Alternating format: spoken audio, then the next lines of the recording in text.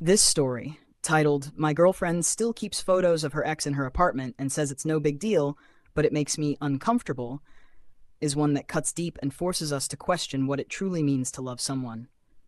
It was a rainy Thursday evening when I first walked into her apartment. I was excited, nervous, just another night like any other.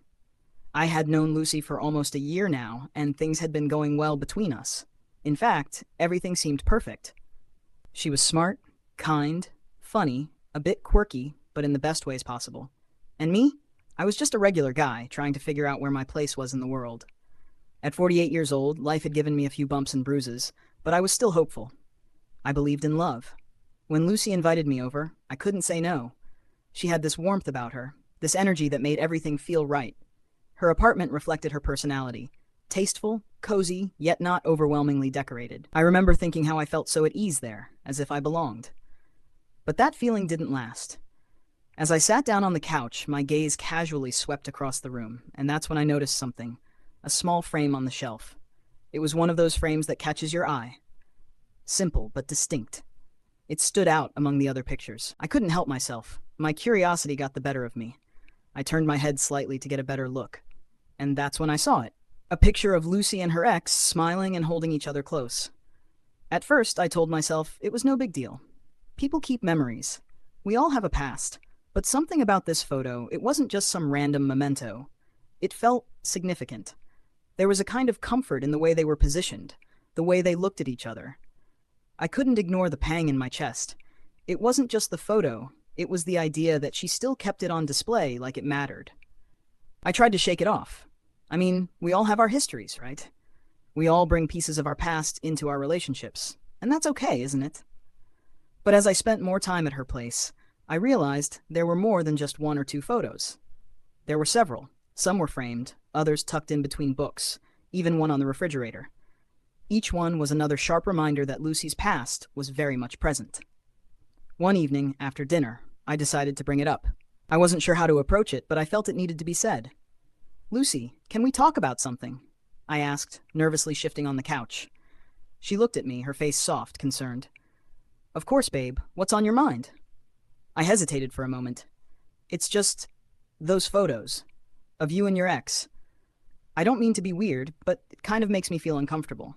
You've told me before that you've moved on, but seeing them, it's hard not to feel like there's still something there." Lucy paused, her eyes studying me for a moment. She took a deep breath and then smiled softly. "Oh, that," she said with a light laugh, as if it was no big deal. "Don't worry, babe. It's not like I still think about him. I mean, it was a long time ago. It's just memories, you know? Nothing more." I nodded, trying to keep my emotions in check, but deep down I was wrestling with something I couldn't quite explain. Her casual response didn't sit well with me. It made me feel like my concerns weren't taken seriously. "Right? But still, I don't know," I said, unsure how to articulate the strange mixture of emotions swirling inside me. "I guess it just feels a little strange, you know?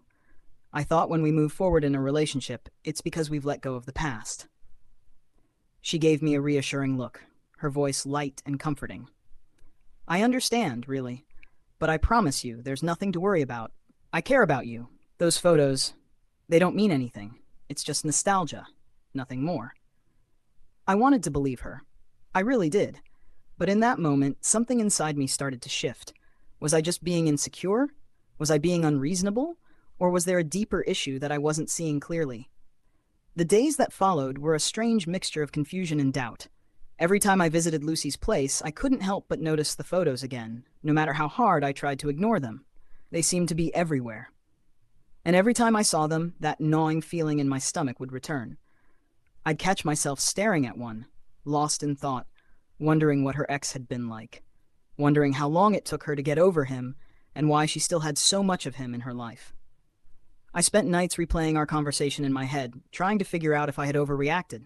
After all, I had my own past. I had been married before, and I still had old photos tucked away in boxes, memories I wasn't ready to part with. But this was different. I didn't put those old photos on display. I didn't keep reminders of my ex scattered around my home like I was still holding on to something. I thought back to all the little things Lucy and I had talked about, the future we were building together, the dreams we shared. I wanted to believe in those things. But how could I when there was this nagging sense that Lucy was holding on to someone else, someone who was part of her past but not entirely gone. I felt like I was living in the shadow of her history, and it started to take a toll on me. I began withdrawing, spending more time alone in my apartment. Lucy noticed, of course. She was perceptive like that. One evening she asked, "Is everything okay? You've been acting distant lately." I wanted to tell her everything. The way her ex's presence haunted me, how I was trying to reconcile the past with the present, how I was questioning whether our relationship could truly move forward when her past was still so prominently displayed in her home. But I couldn't bring myself to say it. I was scared of sounding paranoid, insecure. So instead, I said the only thing that felt safe. "I'm just tired. Work's been a lot lately." She didn't push. She never did. That's the thing about Lucy. She was patient, understanding. But as much as I admired that quality, it also made me wonder, did she understand how deeply this bothered me? Or was she so secure in her own feelings that she couldn't see how much it was affecting me? In those quiet, lonely moments when I was alone in my apartment, I thought about it all. Was I asking for too much? Was it too unreasonable to want a clean slate? I didn't expect her to forget her past, but I wanted to feel like I mattered more than any old memory or faded photograph. I thought about those moments we shared, our late-night talks, our walks in the park, the way she looked at me with those eyes full of love and hope. And for a brief moment, I allowed myself to believe that maybe, just maybe, this wasn't something that would break us. Maybe love could overcome it. But then the reality of her apartment, filled with the ghosts of her past, would pull me back. And I couldn't shake the feeling that something was off.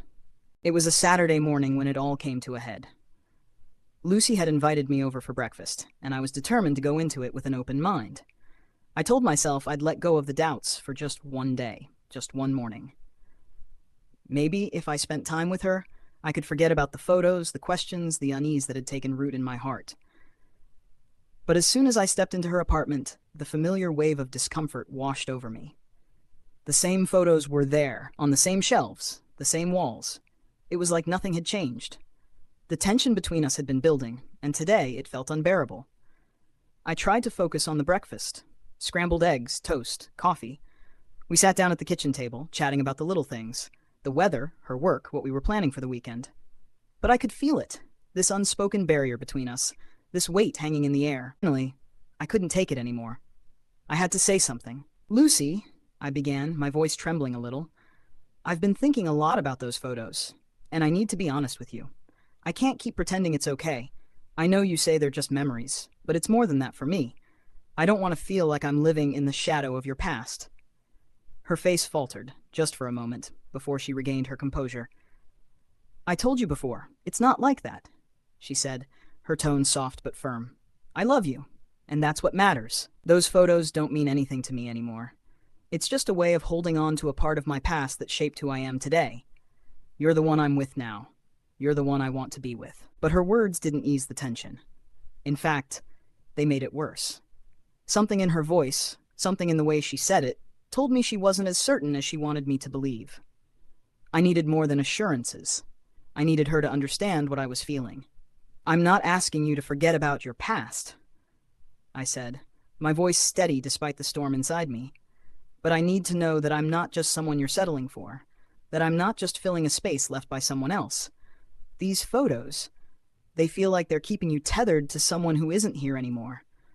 And I can't keep pretending that doesn't hurt." There was a long pause, and for a moment, Lucy didn't say anything. She just looked at me with this soft, unreadable expression. I couldn't tell if she was hurt, confused, or maybe even frustrated with me. I had always known Lucy to be someone who valued honesty, someone who prided herself on being transparent, but this was different. This wasn't just a small disagreement about who left the toothpaste cap off. This was about something deeper, something that made my heart ache in ways I didn't know how to explain. "I didn't realize it bothered you this much," Lucy finally said, her voice quiet but sincere. "But Mark, it's not like I'm still holding on to those feelings. I swear, I don't even talk to him anymore. He's just part of the past. That's all." I wanted to believe her. I really did. But something deep inside me kept pushing back. Something that said her actions didn't quite match her words. How could she tell me that her ex was just part of the past when she still kept him in her present so visibly? I felt a rush of emotions. Frustration, confusion, hurt. It wasn't just about the photos anymore. It was about the feeling of being second place. I need you to really hear me, Lucy, I said, trying to keep my emotions in check. When I look at those photos, it's like I'm not even in the picture. It's like I'm just an afterthought. And that's not how I want to feel. I want to feel like I'm enough, like I'm your future, not just some fill-in for someone who didn't work out. She didn't respond right away. The silence between us felt heavy, like a chasm widening with every passing second. I could see her thinking, processing, but there was a hesitation in her eyes that made my chest tighten. "I'm sorry," she finally said, her voice thick with emotion. "I didn't mean to make you feel like that. I care about you so much, Mark. You mean everything to me. I don't want you to think you're second place. I don't want you to feel like you're not enough. You are enough. But I guess I didn't realize how important this was to you."